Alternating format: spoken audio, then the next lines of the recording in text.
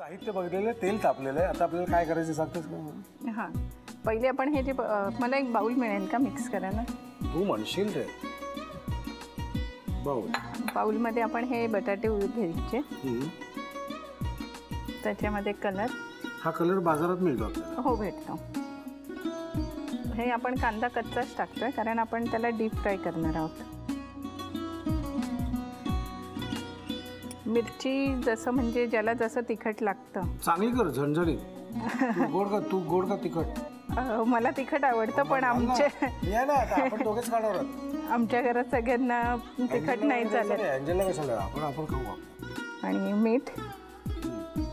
हे कुछ करून घ्यायचं. हां, हे सगळं मिक्स करून घ्यायचं आपण. आणि पुढचा काय प्रोसेस आहे? पुढचं मग ह्याची जी आपण लेअर बनवणार त्याला आपण ह्या अंड्यांवर हे करायचं, कोटिंग करायची त्याची. हे बनवलं की खाऊन बघायचं कसं लागतंय. गुड. हे कलर ह्याच्यासाठी टाकायचा की ते दिसायला छान दिसतं, जसं की. आणि ह्याचं काय करायचं आपल्याला? हे त्याच्यावर नंतर ह्याची लेअर करायची. जे अंड्याचा आतला पिवळा कलर, नंतर त्याच्यावर तो त्याचा व्हाईट आणि हा रेड छान दिसेल. हां. वाव. आता ह्याला मग आपण रवा लावून घ्यायचा. ते सुटू दे म्हणून रवा. हां, नाही, आणि ब्राऊन कलर आणि थोडं क्रिस्पी लेअर येते रव्यामुळे. हां, बस एकच करू. सोडू का? हां, चालेल. दणकाच आहे. हो.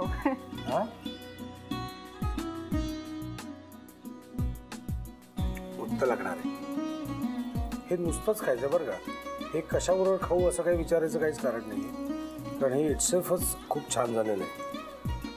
हे झालं असं कसं समजेल?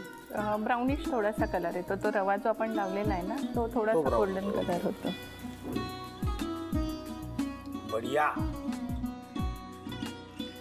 रवा जेवढा जास्त होईल तेवढं ते क्रिस्पी वरची लेअर त्याची बनेल. हो ना. हे इतकं चॉकलेटी होईल थोडं. हां हां. जरा क्रिस्पी व्हायला वेळ लागतो, त्यामुळे जरा होल्ड करा. झालं ना? वाव. झाला.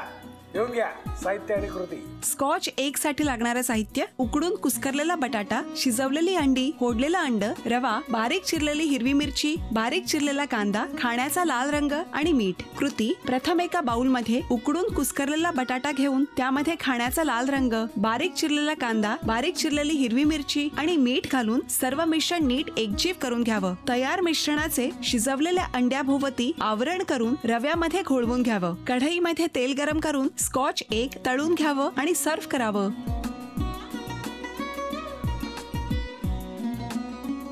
त्यासाठी लागणारं साहित्य पाहिलं होतं, कृती करायची.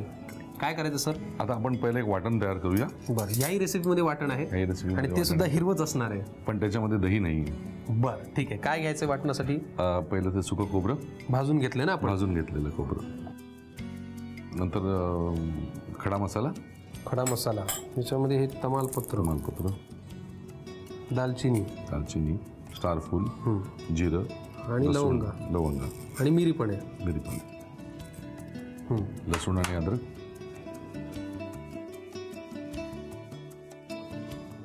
त्यातला काही कढीपत्ता थोडा आपण काढून ठेवूया आणि तो फोडणी करता नंतर ठेवूया. नंतर लागणार. ठीक आहे. आणि हे सगळं घेऊया. सगळं त्याच्यामध्ये मिरची आहे, पुदिना आहे आणि कढीपत्ता आहे. ओके. धण्याची पावडर सगळी लागेल. बरं. अर्धा चमचा हळद आणि चिंचेचा कोळ. चिंचेचा कोळ याच वाटणात घालायचं. बरं. सगळं. थोडंसं मीठ.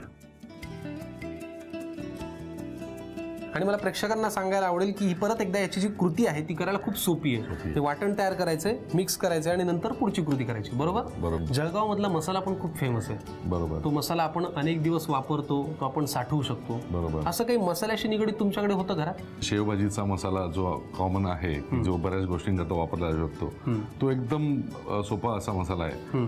कांदा आपण तेलामध्ये परतून घेतला आणि खोबरं, सुकं खोबरं भाजून घेतलं की कांदा, सुकं खोबरं, आलं, लसूण, धण्याची पूड, तिखट आणि बाजारात मिळणारा कुठलाही गरम मसाला, याचं वाटण करून त्याला तेलामध्ये फ्राय करून सुका, एकदम सुका करायचा. त्याला तेल मुरू द्यायचं. नंतर तेल सुटतं की मसाला झाला, तो नंतर मग तुम्ही फ्रीज मध्ये स्टोअर पण करू शकता. पाहिजे तसा मग थोडंसं घेऊन आपण कुठलीही भाजी करू शकतो.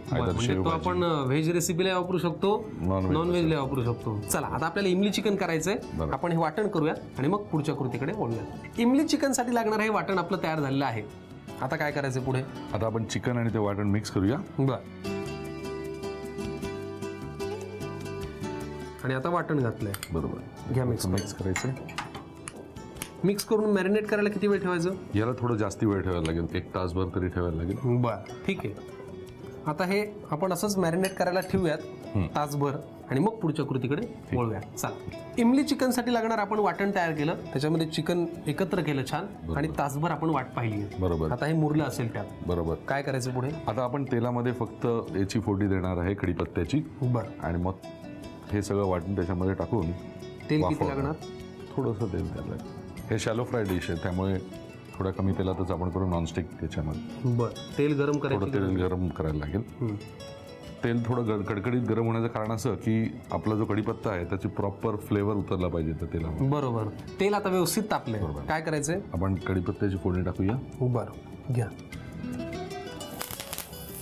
लगेचच हे मॅरिनेट केलेलं चिकन.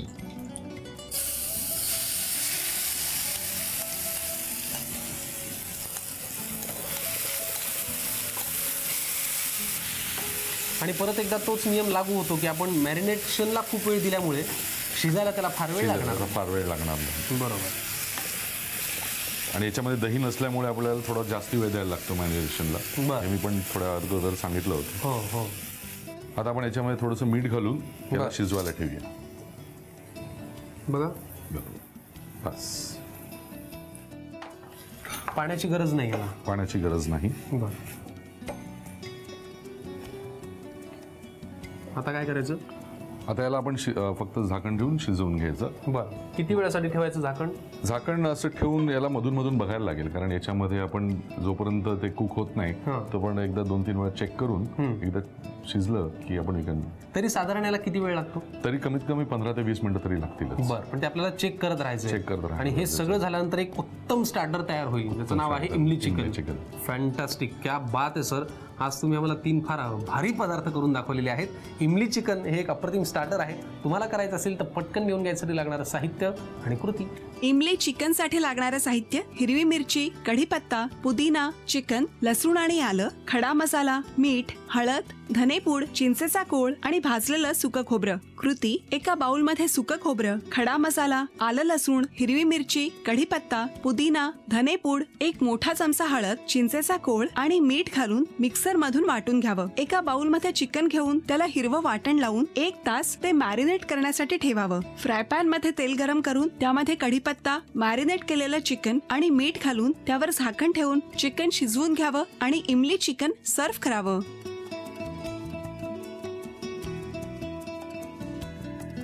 आजच्या भागात दीपक सरांनी आपल्यासाठी 1 नाही 2 नाही 3 अप्रतिम अशा रेसिपीज केल्या. त्या आता आपल्याला खायच्या आहेत. पण सर, खूप छान वाटलं तुमच्याकडे येऊन गप्पा मारून. तुमचा आवाज मला खूप आवडला. तुमच्यासाठी हा अनुभव कसा होता? पहिलाच अनुभव होता, पण खूप चांगला अनुभव होता. खूपच चांगला होता. एवढं घाबरत का सांगताय? घाबरत नाही. हो, आपण आम्हाला खरंच खूप मज्जा आली. झी मराठीकडनं तुमच्या भावी आयुष्यासाठी अनंत शुभेच्छा आणि ही भेटवस्तू. धन्यवाद.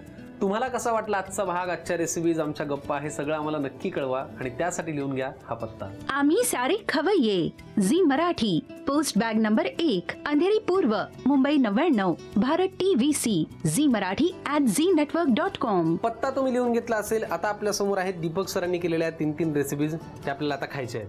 आता या पहिल्या पदार्थाचं नाव काय? काजू पनीर कोफ्ता.